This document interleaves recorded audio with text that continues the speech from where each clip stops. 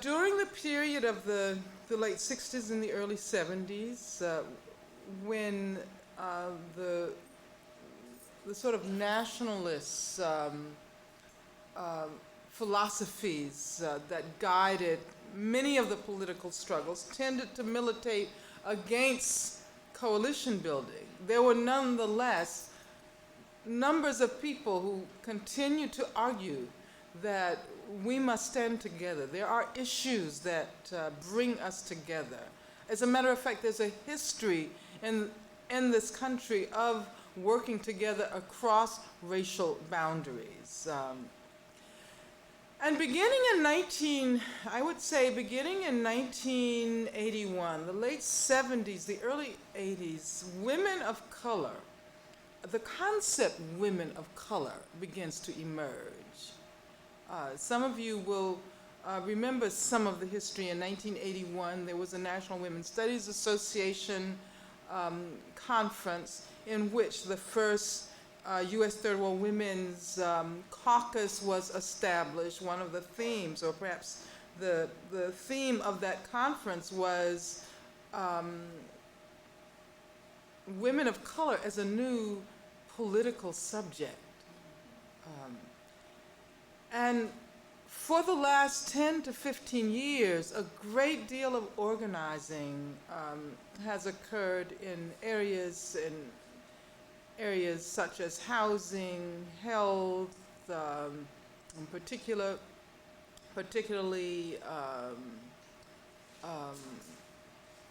on college campuses, within women's studies. Women of color have emerged as a focus of much of the work that has kept women's studies vital over the last period. If you look at the anthologies that have been published since 1981, I choose the year 1981 because it was also the year in which the anthology This Bridge Called My Back was published. Right? And when one looks at the many collections and anthologies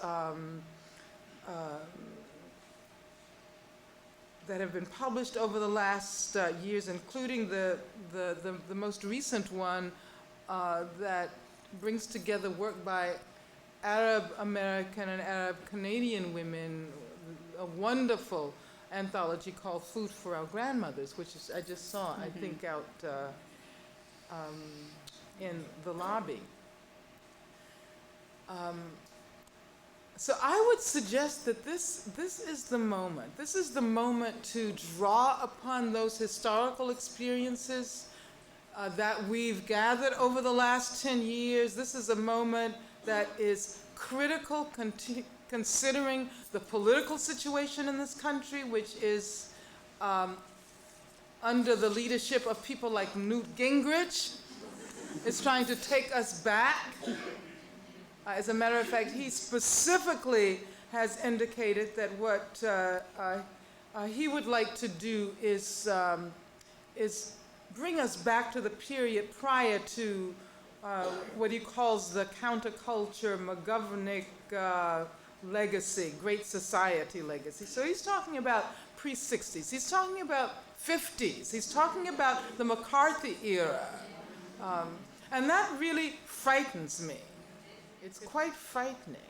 That by itself should indicate that we have to figure out how to come together and build coalitions in ways that allow us to think about our responsibility not only in narrow racial terms. We have to do more than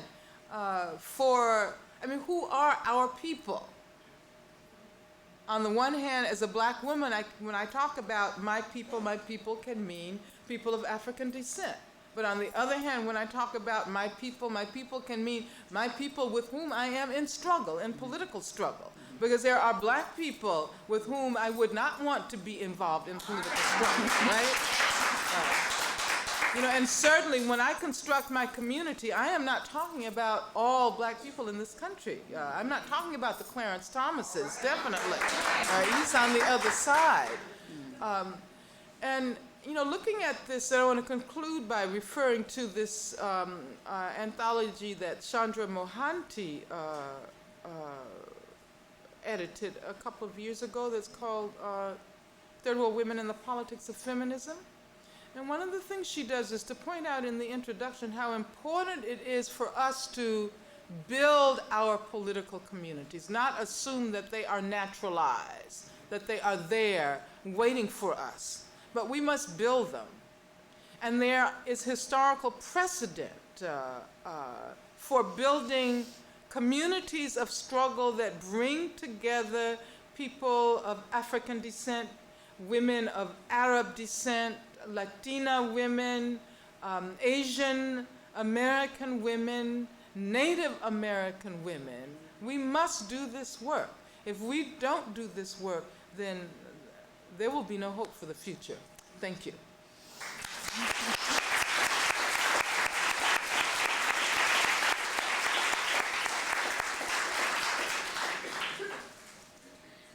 Well, I think there is nothing to add because I agree. I agree totally what Angela said, and in fact, I'm happy to hear that because it shows that there is a sort of maturity. I remember 20 or 30 years ago, or even 40 years, of course I'm much older than Angela.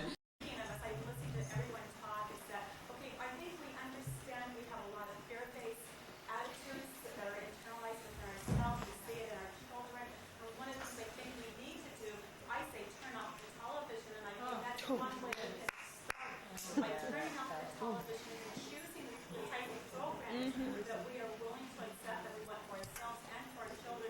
And once we pull back from that, we'll become like unit, working with all races of people. It's not just we're not just females and working together, men working together, but truly working together. But I truly believe that television is the struggle. And I think once we pull back from that, we can. I think the next 4 years, and as we step into this new millennium, is a very frightening period for us all. And we can't keep saying, okay, I know. I don't like to watch TV. Sometimes I really have to force myself to watch it because I need to know what other people are being influenced by, right? I mean, I have to listen to rap music if I want to understand, how young people are thinking about their lives.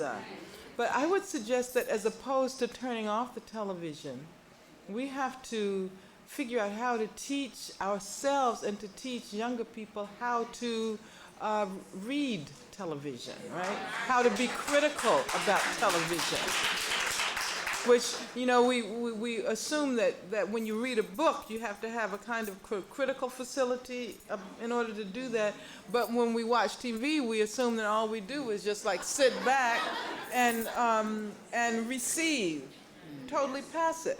But we can use television to create the kinds of conversations that will allow younger people to develop in progressive ways. They don't have to accept what they see. What they have to do is learn how television is planting these images within their minds and learning not only how to challenge it for themselves, but to go out and convince their colleagues, their playmates, their school friends that something is going on here, and to force those kinds of discussions to happen in the classroom as well. So I think that's the way, because TV is with us. It's going to be, and not only television, but we have to use computers. I mean, a lot of these new developments we can use for ourselves. Like not too long ago, there were Japanese women organizing in Tokyo against sexual traffic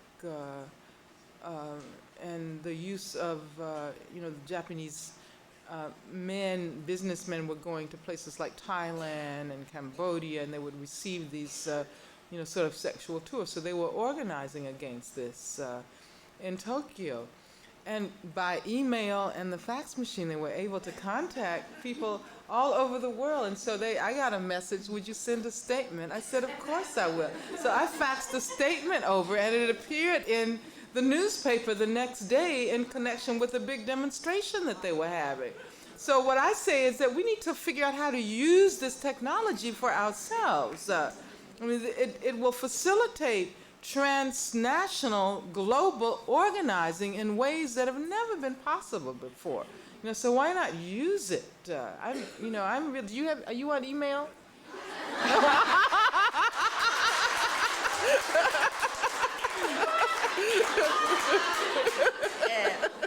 In fact,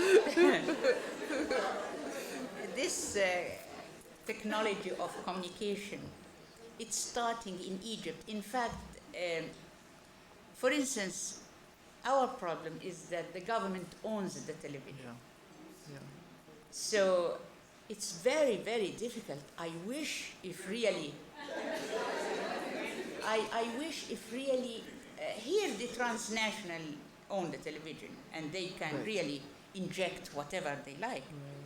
So I wonder whether really we can create or build this critical thinking in children so that when they sit to television they become active and critical of what they see. But those people who control the media, they are quicker than us. Because to educate children it takes time. So in fact children absorb what they see, and the images in the television are quite dangerous based on crime and sex, etc. Can we compete? It's very difficult in Egypt. Here you have what they call alternative communication, like email, like faxes, like the dish. You can have a radio by groups. I think here you have what you call black radio, or you have radio for different political groups. We don't have that. The radio is owned by the government also. So first the question is how to create alternative media, and then how to build this critical thinking in our children. We can do it at home. We did it with our son and daughter. In fact, my daughter and son now, they look at television and then they can refuse and reject, and they can criticize, etc. They develop it. So we can do it at home. We can do it in schools. But still, the main question is still in the air. The main question is still in the air. How to start from here and now.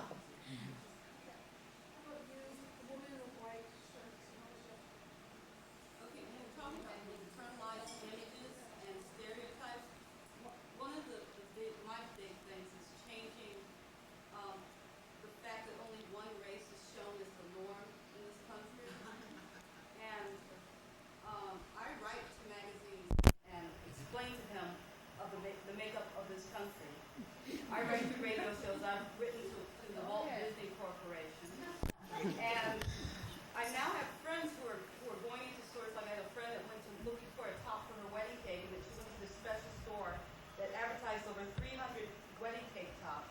And the woman's helping her, showing her all these birds and bells, and she said, "You don't have one with an African American couple?" The woman's mouth just dropped open. And I mean, part of what we have to do is start questioning. I work in a medical clinic, and the norm in medical clinics is when those pictures you see of people in healthcare, and they're always white. Well, that is the norm. There are also the same posters of different races, but you have to ask for them. And now we're getting the different departments to demand that we get different races up on the wall. I mean, it's very simple. I mean, the more letters they get, all you gotta say is cancel my subscription. They start listening. But we also have to realize that that there's a way in which black people can be put into space that white people previously occupied. I mean, You write on that too. yeah. But I mean, we have to always think about this. And for so long, race relations have meant in this society black-white, right? Which has excluded indigenous people. Oh no, I add all. I even get older people. I tell them that they make them like. Now, I don't doubt that you do. I'm talking about the way most people think. the way people are led to think, the way many of us are led to think about issues, just because of the way in which this black-white model is the one that we've had. And so one of the questions, I think we need to raise, as we think about the question that Nawal has put on the floor, how do we start? What do we do? How do we begin from now, from this moment? Let us think about how we challenge this whole black-white notion of, race relations. We have to break out of that. If we don't break out of that, then we can't come together. And I think, we also have to think about ourselves as those of us who are black women have to think about the kinds of, I teach courses on women of color, and I know that almost inevitably the black women in my classes will be the most outspoken, right? And that's for a reason. And if you look at who has spoken here this afternoon, this evening, right? And most of us as black women have been forced to learn how to stand up and speak out. Our survival has been dependent on that. But we need to we need to be able to think critically about ourselves and what we do, and consider that sometimes we might be also silencing other women who don't come from that particular cultural tradition. You see what I'm saying? It's really complicated coming together, because otherwise you think you have it and you know what you want to do, and you sit down for your first meeting and everything explodes, and then you leave, right? And nothing is accomplished. So. Yes, I agree. There is a hierarchy between women. For instance, in the publishing, when you are a black woman writer, you have more power than a woman from black also, but not American, from Sudan or from Egypt, or even Asian women here in the United States. So there is hierarchy between women, and black women have power now. Very good, I agree. But they gained it with their blood and with their fighting. They deserve it. But still, how to use this power in building the power of other women, and to do this network together. That's an excellent point that came now from this discussion. Yeah, I think that's really important, because we often don't recognize that. As a person who spends a lot of time on the campuses, I know that in my classes, which often address women of color, feminist theories and practices, and almost inevitably, the Latina women will have read all of the black women. Who hasn't read Alice Walker and Toni Morrison? The Asian woman in the class will have read black women, right? The Native American woman in the class will have read black women. But the black women in the class will know very little about Asian women or Latina women or Native women, will not have read the literature. And there's something wrong with that, isn't there? Yes. I think that, that as Nawal has pointed out, it's really important for black women to use whatever power we have managed to acquire to not only to lift up ourselves, but to lift up all of our sisters. Lifting as we climb is one of the themes of black women's activism. We have to extend that beyond activism around black women and say that is a theme for our activism around women of color.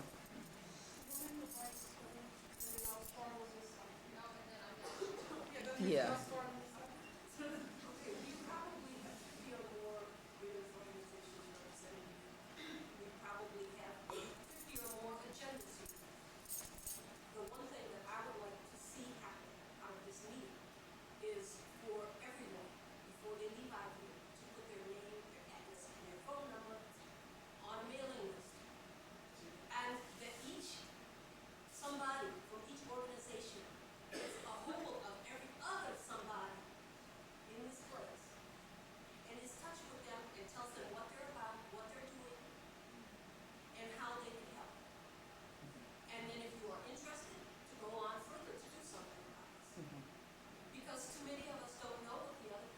We have no idea. Now, me, myself, I can make a database. If somebody wants to turn it over to me, I can make a database, I can turn it over to other people to do something with it. But that is the main, most important thing that I expect to get out of this meeting tonight. We could sit here and talk for hours. We could sit here and talk for months, for years. It isn't going to do a bit of good unless we all know each other from here on out and do something. And if you people don't do this tonight, now,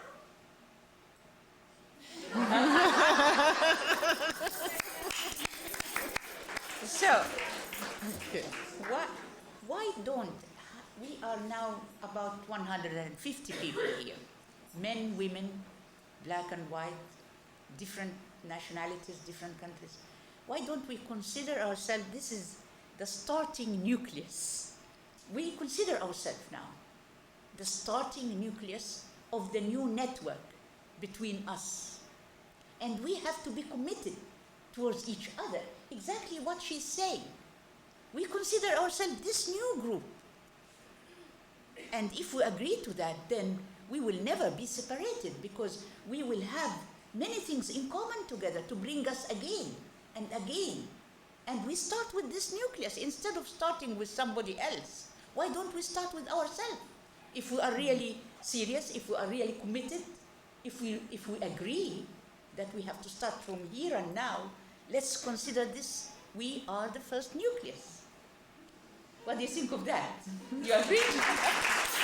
I think that's really good. Because she had her hand up for a long time. No, actually, what I've been thinking about is wanting to address and hear your thinking on the effects of systematic oppression on coalition building. For instance, putting that on a real practical level and the experiences that I've had, and some of that has kind of been addressed a little already, is that you get people who say, okay, we want to work on XYZ issue, right? Then you get these 10 people who come into the room from different backgrounds, whether it's different culture, different genders, whatever, and everybody comes in there and says, okay, we're going to work on this issue. But what you have also operating in that room is the effects of our histories and the privileges that each of us have been granted or not granted in this particular society. So sometimes what you have in that organization is society's oppressions being duplicated within that organization. And so you may feel like you are being oppressed within your organization, and supposedly this is what you fight against. So what I'd like to hear is some of your thoughts on it.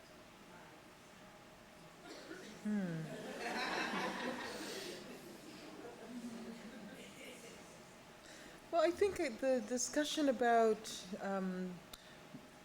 challenging images, stereotypical images, the earlier conversation that we had, it has to do with what you are referring to, because I think all of us know what that feels like. I just want to add something to that.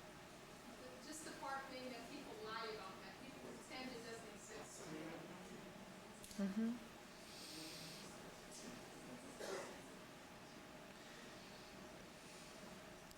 Do you want to say anything? No, Does anybody else? we would like to, if anybody would have other suggestions or, yes, Yeah. yeah. I want to say something kind of related to this that's maybe a teeny little criticism of this event, and so everybody will get it now. It's not the event itself, but this afternoon I was telling someone I was going to be coming here, and she's a colleague of mine, and she's white. She's lesbian and an activist, and she said she had been denied tickets to the event because the event was for women of color, period, unless there were tickets left over.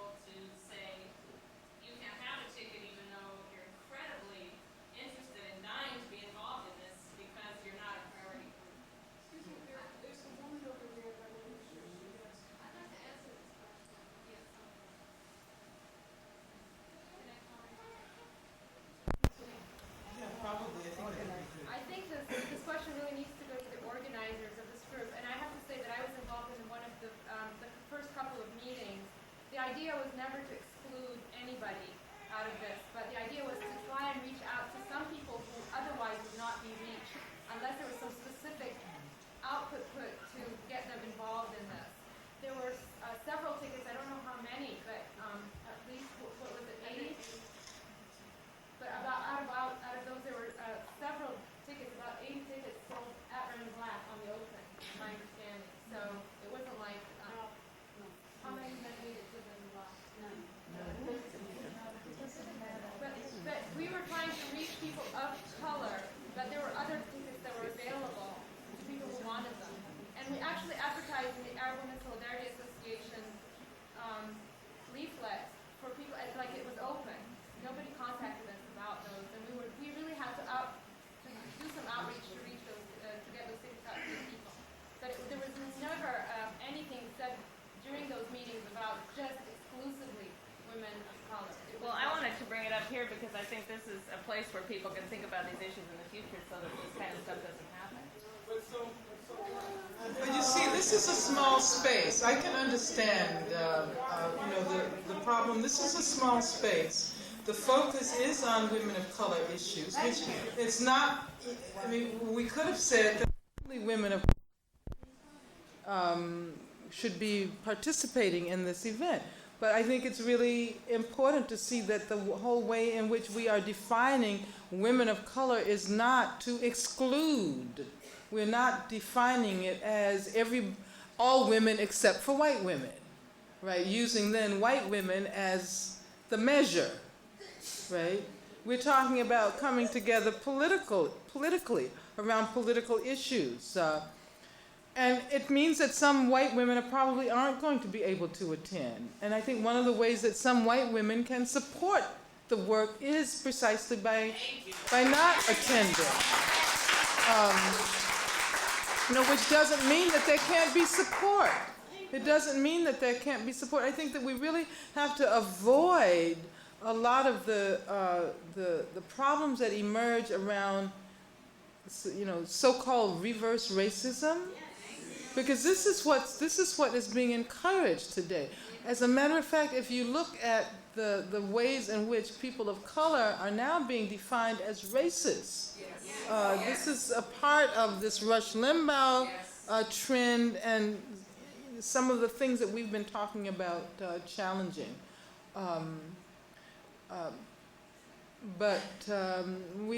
That's something that we have to figure out how to deal with, to think about this not so much as excluding, but as creating a new space for autonomy and a new, space for work that's gonna bring about a change.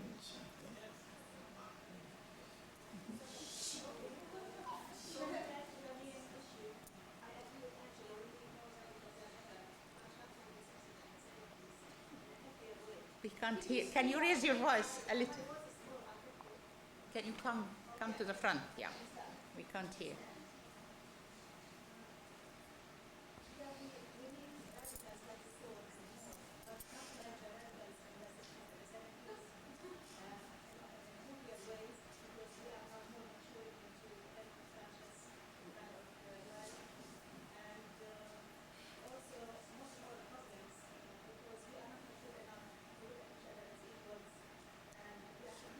Once we do that, you see what I'm saying? I met that more like in the 60s, where you have the straight person in the leisure suit, and then you have the other guy kissing. It's pretty apparent at that point.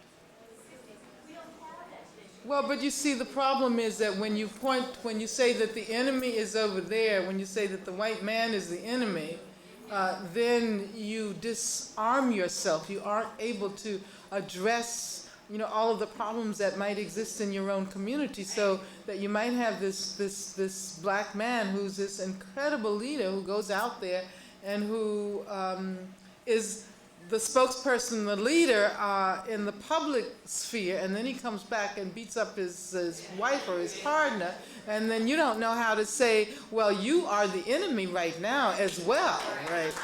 So the maturity that I think both of you have talked about means that we have to find new ways of organizing as well. And one of the things that women of color can do is not force ourselves into this one place where we assume that everything outside of that place is the enemy. And precisely because of our marvelous diversity, we ought to be able to figure out how to establish a new basis for for organizing, how to establish the kind of basis for political solidarity that doesn't assume that you have to agree with every single thing that I put out there on the agenda in order for us to work together, right? So let's think about some new ways. The 60s was good and all of that, but I'm ready to go beyond that, I mean, what I would prefer to do now is think about all of the problematic aspects of the 60s and the reason why we weren't able to go, why we created as many problems as we did solutions, right? And perhaps more problems. And I say that in this group because this is an activist group, but I think about all of the things that we accomplished and I say, yes, that was important, but we've also managed to build these incredible barriers that prevent people from moving forward today. And in one sense, we haven't really gone beyond that period. Young people have this sense of the leaders of the 60s as looming so large that they're often afraid to go out and take risks and come up with new ideas today. And many of us, when we got involved, were in our 20s. And nobody could tell us. Nobody could tell us that we didn't know what was happening, right? Nobody could tell us that we were too young. But now you have these young people who are policing themselves, who are afraid to go out there and say, let's organize this movement, because they see that the organizing is going to have to be like the March on Washington, right? If you can't organize, 500,000 people, then you can't do anything. So I think, that's one of the things that we can think about in terms of trying to do what Nawal is charging us to do, to move from this moment on and to really put something together that's concrete. We can think about challenging all of those ways in which we're told that we don't have sense enough to do this anymore, right? I'd like to interject here. At 9 o'clock we have reception, and I wanted to give just 3 more people a chance to ask questions. Angela's just come from work, got on the plane, and she's here. So we would like to kind of have just 3 more quick questions. I got to leave at 7. Yeah, because I have my office hours. How long are you going to be here? So there's one person You going there, back to North Carolina? another person Well, there. we have to see. Oh, yeah, we have to see each other. Okay, so I'll start with the first question, and then the second one. Okay, what I'd like to address is there are great many great activist minds here, and great many groups represented. What role are we playing in? Because we still have to be activist groups Can't see that. every day. We're playing in the same arena. And I'll just use one example, for example. We're trying to get health care. We're trying to get health insurance. If we try to get health insurance, we say we succeed with health insurance in this society, we're still going to be stuck. We're still going to be in the same ballpark. How many of us activists are willing to go in and try to create what we call self-insurance? Nature has wonderful, it's full of everything that we need to take care of ourselves. This is documented. This is what our governments are going all over the world, going to all these places with all these primitive, indigenous, silly people, learning how to take care of themselves, and then we're fighting to learn how to go to the doctor with a prescription so that we can, keep on going like this. And the thing is that I think sometimes we have to look outside of the arena that we're fighting in, because if not, the system, colonialization has been going on for all these years, and the women's movement is all the people of color's movement. Why? Because it's the same thing being shifted and shifted and shifted. And it's a circle, and it's like being a rat or whatever, and running around with a hamster wheel. And it's time to break out of that. Let's take care of ourselves. Jackie, before you respond to that, can we move on to the next person? We'll go ahead and we listen to all, yeah. I just want to make a comment. One of the ways in which we can start is through communication and to know who is out there. I think someone else had said that over there earlier. And I'm talking to myself. We have young women who are out there who are feeling isolated, who feel themselves as individuals and not communities. They talk about each other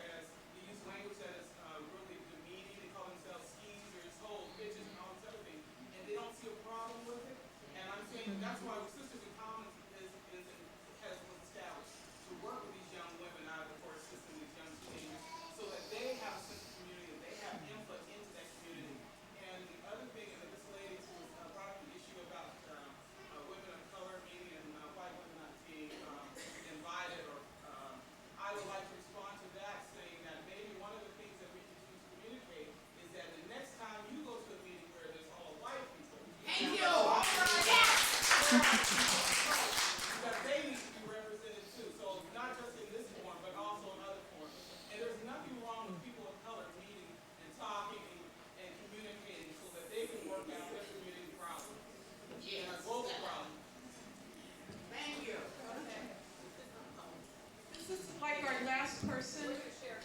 Okay. As long as you share the question quickly. Yeah. I want to go back to what Nawal said about doing something with this group tonight and build off of these two comments here. That I think it is important for us to share things that we all do and can offer to each other. And I just want to start by saying, as the director of the Women's Studies program here at the university, I want to offer whatever resources we have of our faculty here. Whatever resources we have, anybody who's listening to this, call me, call our faculty. My name's Susan Jeffers. I'll give my card to my phone if anybody wants to. When we can help. Yeah. When you can call me. Yeah, good. That's it. Yeah. We consider ourselves, this is the starting nucleus. Yeah, absolutely. So Maybe, everyone is maybe, committed. maybe some individuals The should very come last, forth and the very agree last to sort of work on a coordinating committee. Yes, why don't you think about do that? You said you suggest we have a coordinated committee for this group, and we consider ourselves the beginning, but we need a committee to bring us together, organizing or administrative. Okay, good. Do coalition building. We're going to have to talk about our own racism and our own feeling that we have to assert some power on other women of color because it's not going to work that good. Well, you know, maybe, can I just say, Nawal and I were Yes. just talking about, we were How we sort of conspiring here. And, you know, and since Susan from the Women's Studies has offered the resources of the Women's Studies,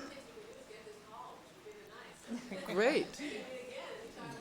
Well, you know, I was thinking, we were both discussing the possibility of having some volunteers from this group to serve as a kind of temporary coordinating committee, for us. Or right? And one of the things that might be done is that, you know, everybody here might list some points on agenda that they would like to see on a Women of Color agenda and see what that looks like. Right? See what that looks like. I mean, obviously, it won't be possible to do it, but it would be very important for everybody to know where everybody else is coming from, right? And then, you know, perhaps come together later and make some decisions regarding some very specific issues that this group could be concerned with, that would allow movement in the Washington area, a visible movement. Right? Does that sound like it makes any sense? Okay, well, who would like to volunteer? There's the coordinating committee for this event this evening, right? We have sign-up sheets out in the front on the table, so if you want to be a part of the organizing, just make sure that you have your name, address, and you might want to go back and say yes or no, I want to be a part of the next step. Well, I would suggest that everybody here sign something, we are right? all in it. And then there are those, We need a small group. and then Yeah. there are those who might Who would want like to do volunteer? the organizing. Yes, Yeah. You wanted to, who else would like to volunteer? Another two, yes, those names we need, because you are going to contact us, because we are leaving tomorrow. So, and Angela also leaving tomorrow, we are leaving in fact after tomorrow. So we would like to know those groups, so this group will be coordinating, and we need this coordination. So we have 2 volunteers now, who else? 3, 4, 5, who is taking the names? Well, I have an idea. Those Yeah. who are already working, Yeah, why don't you come up here on the stage so Yes. everybody can see you? yes, And then the other volunteers come up and join them. yeah. Because I think it would be important to have an idea of what the coordinating committee looks Yes, like as yeah, well. That's good. That's it.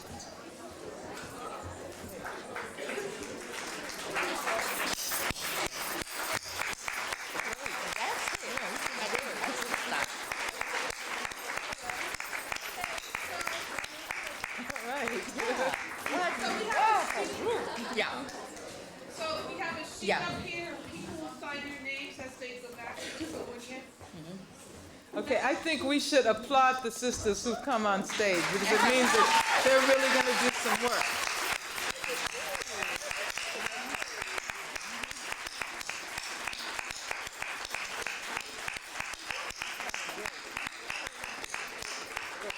should, and So everybody thi- else should sign. So this is the volunteering. Okay. So we need their names. We need, in fact. Yeah, why Yeah. doesn't everybody say her name for the Yeah. entire audience so that we know? Your name? My name is Cece Beckwith. And what organization you work? I'm not in an organization Okay, right great. now. I'm finishing my master's. I'm ready to start doing. All right.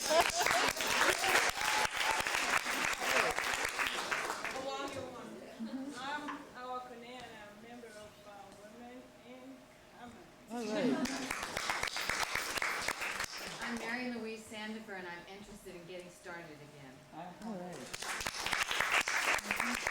My name is Jane Abraham. I start law school next fall, and I volunteer right now at the Municipal Probation Court, and I'm really interested in getting involved. My name is Stephanie Shablack, and I work for the Seattle School District, and I just graduated in August. My name is Debbie Terry Hayes, and I'm the Seattle Director of the National Coalition Building Institute, and also with the Black Women's Alliance. All right. My name is Martine Kianui, and like Awa, I've been a member of Women in Common. And I'm Marilyn Fulham Collins. I work with the Homelessness Project, with homeless women and their children, and I'm a writer.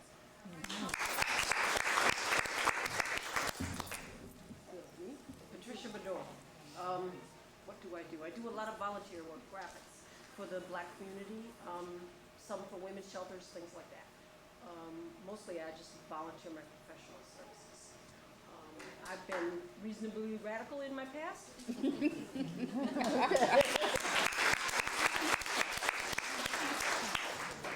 I'm Ernestine Blue. I'm also Women in Common. I work at King County. I work with the young youth offenders. And I also work on a bridge project for gay, lesbian, bisexual youth.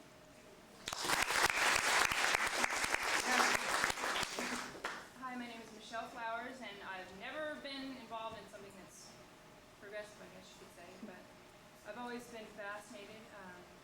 I'm getting ready to start graduate school, my work in anthropology, and I've seen a lot of, I guess what you could call intellectual racism, and it seriously offended me, and I see the problems, the long-term problems that it can cause, and if I could stop it right now, it would be something that would make me feel much more complete.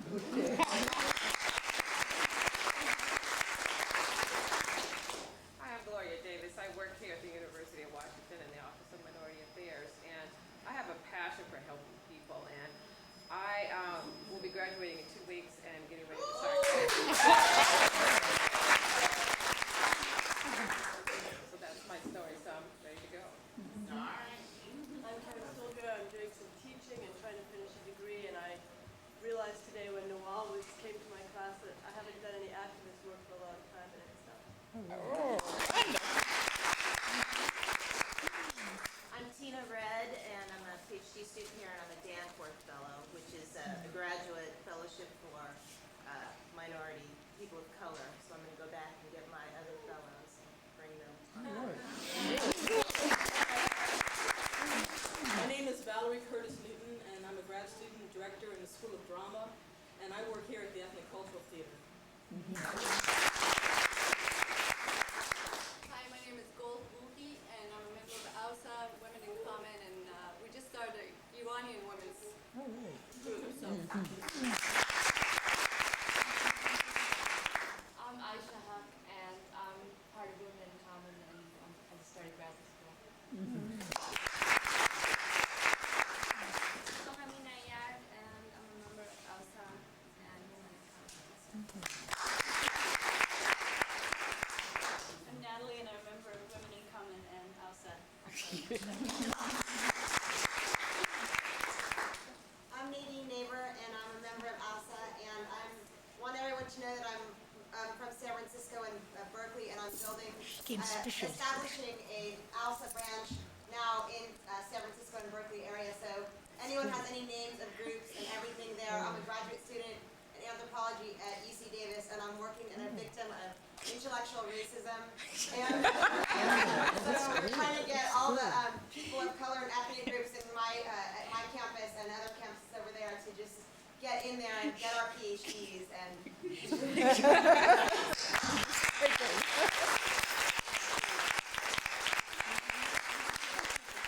I'm Teresa Leva. I do work with the Arab Women's Solidarity Association, the Palestine Solidarity Committee, and Women in Common.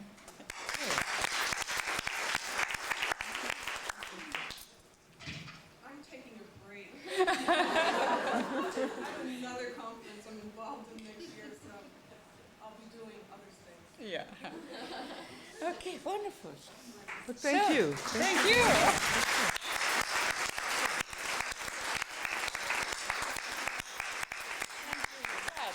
Very good. The food is ready for I you. think that's Please that's go a, to the that's a streets new that style. everybody's Yeah, hosted. this is great because this never happens. And It never before you happens, leave it? at this But it time, was in my make mind sure you that Yeah. we will never go home without this. That's right, And absolutely. it came spontaneously. Yeah, so really That's wonderful. wonderful.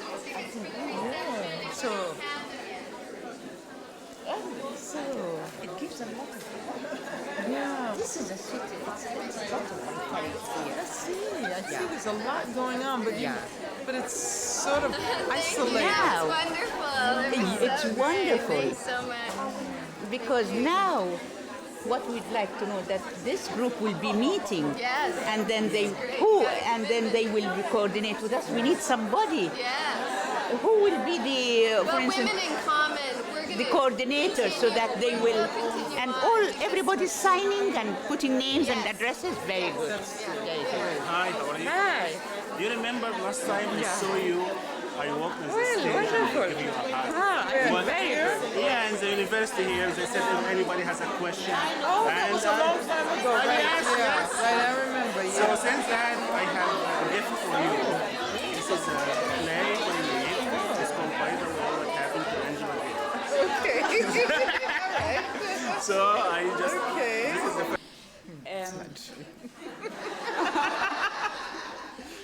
I remember in London, I was invited by Africa Center to speak like that.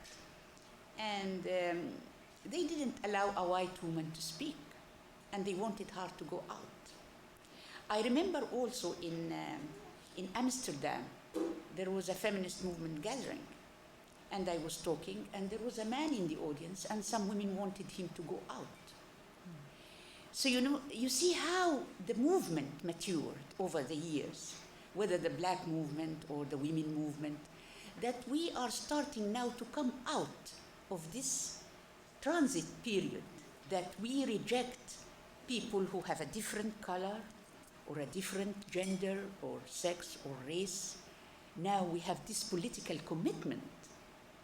Because as Angela said, I am not ready to work with people like Sadat, who is the same color of me. I'm ready to work with white people or men. In fact, in our Arab Women's Solidarity Association, 30% are men. So we are ready to go beyond our gender, our class, our nationality, because we are living now more or less in one world. The so-called three worlds is an illusion, in fact. We are living in one world, and we are dominated by one international system. This is the globalization phenomenon. And this globalization, it never happened in history, what Sharif usually called the economic rape. This plundering, this neo-colonial powers that are sucking our resources economically, culturally, politically. So we are living in one world with this international industrial patriarchal class system here in Washington, controlling all of us, black and white, men and women, working class, people in Egypt as well as people here. So it's time, as Angela said, it's time now that we work together. And we are mature enough to do that. So let's do it.